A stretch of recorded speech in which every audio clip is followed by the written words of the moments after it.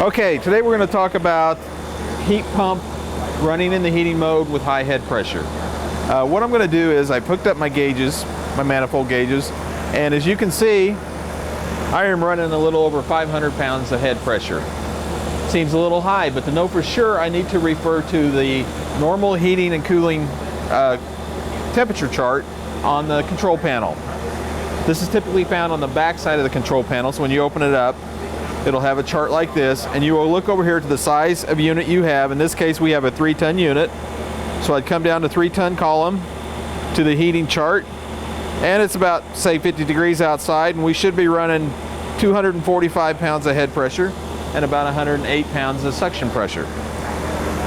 Our suction pressure is running at about 160. So it's high also. So we need to determine what's causing that.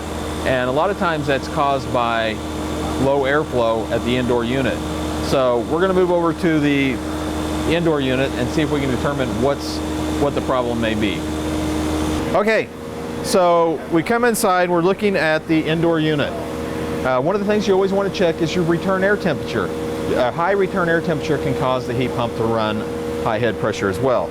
So I've taken my temperature probe and inserted it into the return, and as you can see, I was running about 80 degrees return air temp.